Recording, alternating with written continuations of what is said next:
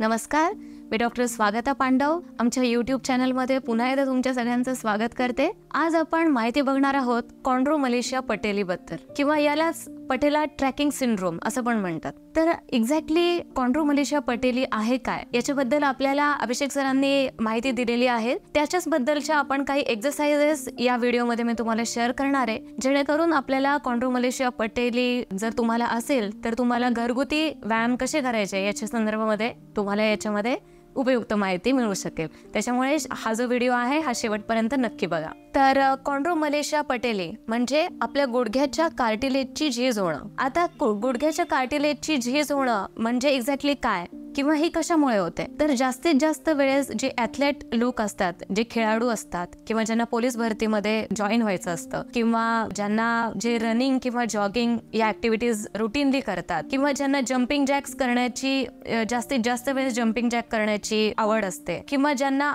खूप साऱ्या पायऱ्या चढणं आणि उतरणं हे रुटीनली रोजच्या रोज करावं लागतं, अशा सगळ्या लोकांमध्ये गुडघ्याच्या कार्टिलेजची झीज होणं किंवा कॉन्ड्रोमलेशिया होणं हे खूप कॉमन आहे। आता काही लोकांचा असा प्रश्न असतो की आम्ही रनिंग सुद्धा करत नाही, जॉगिंग सुद्धा करत नाही, जास्त पायऱ्या पण चढत नाही किंवा जम्पिंग जॅक्स करत नाही, तरी सुद्धा त्या लोकांचा हा प्रश्न असतो की तरी सुद्धा आमचे गुडघे दुखतात। तर याच्यामध्ये या दोन गुडघेदुखीमध्ये नक्कीच बराच फरक आहे। म्हणजे सगळ्यात महत्त्वपूर्ण फरक म्हणजे कॉन्ड्रोमलेशिया पटेली हा ऑस्टिओआर्थरायटिस पेक्षा खूप वेगळा प्रकारचं गुडघेदुखी आहे, कारण की ऑस्टिओआर्थरायटिस हा जो प्रकार आहे हा ओल्ड एज मध्ये म्हणजे जवळपास 50 ते 60च्या दरम्यान जे गुडघेदुखी होते त्याला आपण ऑस्टिओआर्थरायटिस शक्यतो लेबल करतो, आणि कॉन्ड्रोमलेशिया पटेली ही शक्यतो यंग एज मध्ये होते, ज्याच्यामध्ये लोक खूप ऍक्टिव्ह असतात आणि ज्यांना जास्तीत जास्त एक्सरसाइज करण्यावर भर असतो, अशा लोकांमध्ये कॉन्ड्रोमलेशिया पटेली ही गोष्ट जास्त आढळून येते। आता या दुखण्याचं एक्झॅक्टली नेचर काय आहे हे आपण आता जाणून घेऊयात। कॉन्ड्रोमलेशिया पटेली म्हणजे पटेला नावाचं जे बोन असतं हे आपल्या फिमरच्या ग्रूव्ह मध्ये त्याची मुवमेंट होते, टू अँड फ्रो मुवमेंट होते त्याच्या ग्रूव्ह मध्ये। तर ही जी मुवमेंट आहे ही नॅचरली न होणं, उलट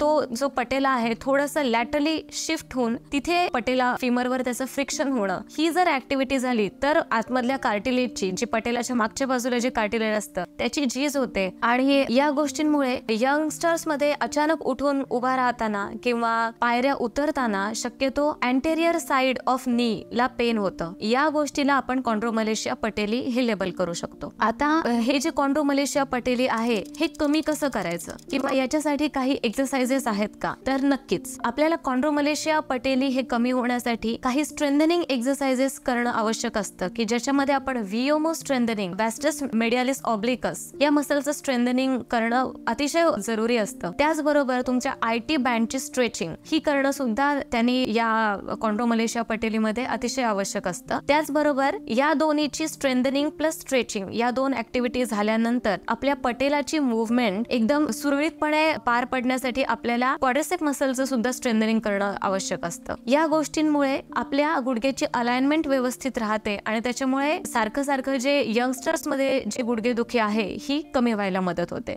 चला तर आता बघून घेऊयात की आपण एक्झॅक्टली कोणत्या एक्सरसाइज करायच्या आहेत जेणेकरून आपल्याला कॉन्ड्रोमलेशिया पटेलीच्या त्रासापासून वाचता येईल। कॉन्ड्रोमलेशिया पटेली कमी होण्यासाठी आपण घरगुती कोणकोणत्या एक्सरसाइज करू शकतो, तर आज मी तुम्हाला त्याच्या 4 एक्सरसाइजेस शिकवणार आहे की ज्या तुम्ही अतिशय सहजपणे आपल्या घरी करू शकता। पहिली एक्सरसाइज आहे पेल्विक ब्रिजिंग, दुसरी एक्सरसाइज आहे स्टॅटिक ग्लुटिआय, तिसरी एक्सरसाइज आहे व्हीएमओ स्ट्रेंथनिंग, आणि चौथी एक्सरसाइज आहे क्वाड्रिसेप स्ट्रेंथनिंग। या 4 एक्सरसाइजेस तुम्ही घरच्या घरी करू शकता, आणि जेणेकरून तुम्हाला या एक्सरसाइजेस करून बऱ्यापैकी तुमच्या मसल्सची स्ट्रेंथनिंग होण्यास मदत होईल। त्याच प्रकारे तुम्ही एक्सरसाइज झाल्यानंतर किंवा तुमच्या जवळच्या फिजिओथेरपिस्ट कडून तुम्ही इलेक्ट्रिक मोडॅलिटीज सुद्धा या गोष्टीसाठी यूज करू शकता, ज्याच्यामध्ये IFT नावाची इलेक्ट्रिक मोडॅलिटी प्रामुख्याने यूज केली जाते, ज्याच्यामध्ये तुमच्या गुडघ्याचं पेन लवकरात लवकर कमी होतं आणि त्याचबरोबर तुमच्या मसल्सची स्ट्रेंथनिंग व्हायला सुद्धा हेल्प होते। तर आता आपण कोणत्या एक्सरसाइज आणि कशा प्रकारे करायच्या याच्याबद्दलची त्या एक्सरसाइजेस तुम्हाला समजून सांगते। तर आपण जी आता पहिली एक्सरसाइज बघणार आहोत ती आहे पेल्विक ब्रिजिंग। याच्यामध्ये पेशंटनी पाठीवर सरळ झोपायचं आहे,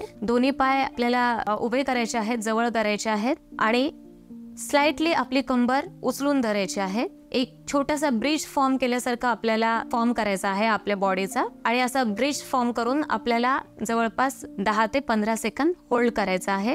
1 2 3 4 5 6 7 8 9 and 10. Down. Again up. Count for 10 seconds and down.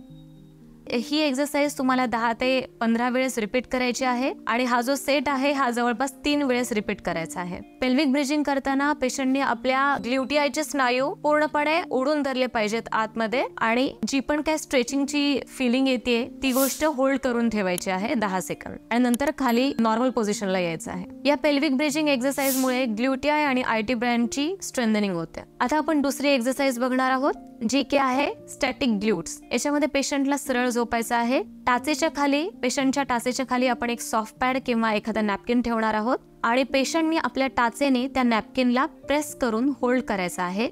He exercise करताना त्याचे क्वाड्रिसेप म्हणजे मांड्यांचे स्नायू पूर्णपणे आखडून धरायचे आहेत, आणि ही जी स्ट्रेंथनिंग आहे ही ग्ल्युटिआयची स्ट्रेंथनिंग आहे. त्याच्यामुळे त्याला मागच्या बाजूला ग्ल्युटिआय मसलला आणि आपल्या क्वाड्रिसेप मसलला जो पण काय ताण येईल तो ताण आपल्याला होल्ड करून ठेवायचा आहे 10 ते 15 second. Now hold 1 2 3 4 5 6 7 8 9 and 10. Relax. Again repeat. Again relax. He exercise आपल्याला 10 ते 15 वेळेस रिपीट करायची आहे, आणि हा सेट जवळपास 3 वेळेस करायचा आहे. त्यानंतर जी तिसरी एक्सरसाइज आहे याचं नाव आहे व्हिएमओ स्ट्रेंथनिंग. ही अतिशय उपयुक्त एक्सरसाइज आहे कॉन्ड्रोमलेशिया पटेलीसाठी. जितकं तुमचे व्हिएमओ स्ट्रेंथन असतील आणि आयटी बँड जेवढा रिलॅक्स असेल तेवढं तुम्हाला तुमच्या पटेलाची अलाइनमेंट सरळ राहते, आणि तेवढं तुमच्या समोरच्या बाजूला जे गुडघे दुखतात ते दुखणं कमी होतं. याच्यामध्ये पेशंटला एका साईड लाईनला झोपायचं आहे, आणि जो खालचा पाय ज्या साईडला आपण झोपलेलो आहोत तो खालचा पाय जो आहे तो वरच्या बाजूने उचलून तिथे होल्ड करायचा आहे, आणि अशाच प्रकारे 10 ते 15 सेकंद होल्ड करून परत रिलॅक्स करायचा आहे. आणि ही एक्सरसाइज जवळपास 10 ते 15 वेळेस रिपीट करायची आहे. आणि आपण एक चौथी एक्सरसाइज घरी करण्यासाठी अतिशय उपयुक्त असलेली चौथी जी एक्सरसाइज आहे ती आहे क्वाड्रिसेप स्ट्रेंथनिंग, जे आपण अतिशय नॉर्मल रित्या नेहमीच ही एक्सरसाइज केव्हा पण करू शकतो. यासाठी पेशंटला पालथं झोपायचं आहे पोटावर, आणि दोन्ही पाय स्लाइटली किंवा जो अफेक्टेड पाय आहे तो स्लाइटली स्वतःजवळ ओढायचा आहे. 90 डिग्री पर्यंत पाय एकदम सरळ गेला पाहिजे, आणि तिथून स्लाइटली हळूहळू हळूहळू परत 0 डिग्रीला पाय खाली ठेवायचा आहे. ही एक्सरसाइज करताना पाय कुठल्याही प्रकारे वाकवायचा नाहीये, ना लेफ्टला जायला पाहिजे ना राईटला जायला पाहिजे. पाय एकदम सरळ 90 अंशापर्यंत सरळ वरती आला पाहिजे गुडघ्यातून वाकून, आणि त्याच पद्धतीने तो परत 0ला गेला पाहिजे. ही सुद्धा एक्सरसाइज आपल्याला 10 ते 15 वेळेस रिपीट करायची आहे.